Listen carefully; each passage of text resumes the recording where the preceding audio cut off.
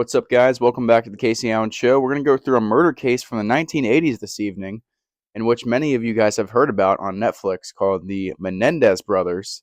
These two brothers decided from watching a movie that they were going to murder their parents in cold blood.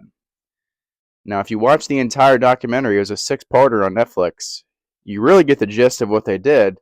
But if you actually believe in what they think and what they said about their parents, it makes you think that maybe these guys aren't as heinous as the crimes that they've committed on paper, but who knows? Let's go to the very beginning of this dark tragedy.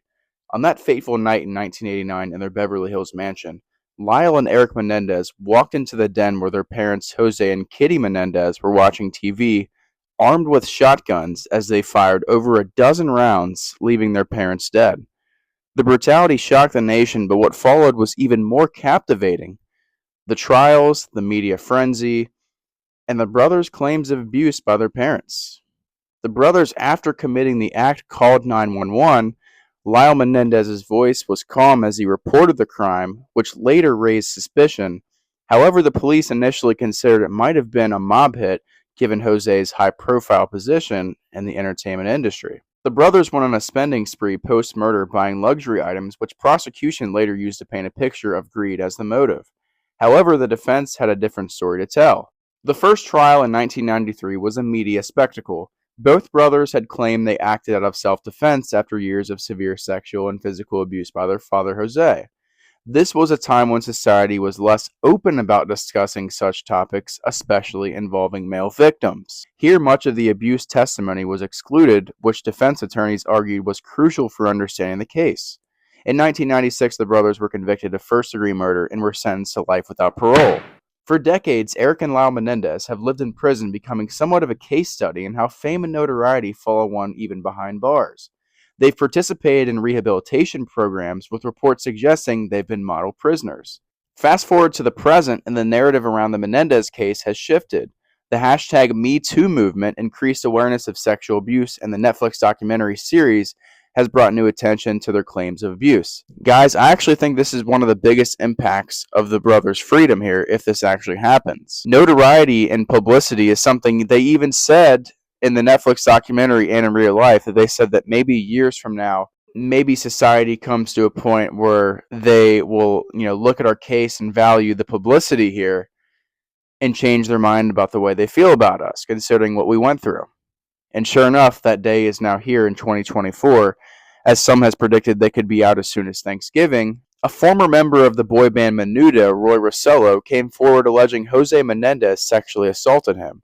This claim was supported by a letter Eric wrote to his cousin Andy Cano, mentioning his father's abusive behavior. In a surprising turn of events in 2024, the Los Angeles District Attorney George Casone announced a review of the case, suggesting new evidence might alter the brothers' fate. Gasson proposed that the brothers could be eligible for parole under resentencing to 50 years to life, which could make them immediately eligible due to their age at the time of the crime. Currently, both Eric and Lyle are housed at Richard J. Donovan Correctional Facility in San Diego.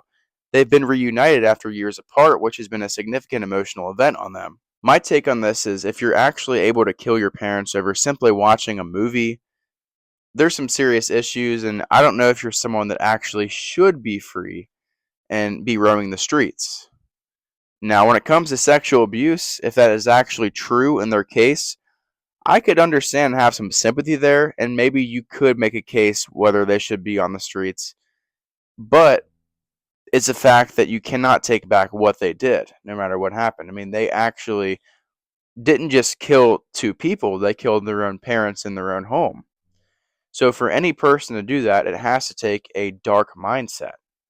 And like I said, if that goes back to the abuse that they endured as kids, if it's actually true, then there's a plausible case there that could make sense. But if they just did this because they watched a movie and they wanted the money and they wanted to just live like luxurious millionaires, then yes, they should not be free. But from what I've seen, I think that there is a decent and compelling case that they could have been actually assaulted by their parents. I don't want to 100% make that confirmed, but I think it's very possible that that could have happened. Now, even if they do become free, they should be on heavy watch. They should have some sort of probationary period, because just letting guys like this roam free could cause a number of problems. And if it does, it's just going to make the prosecution and the system look so much more weak than what it should be, because they just let these guys go when they were clearly fictitious individuals to begin with. But we'll have to see. And keep in mind, like I said, the documentary is not 100% every piece of what happened in that case. It's just bits and pieces. There are some factual parts in that, but there's others that have proven to be just thrown in there for a fictional story.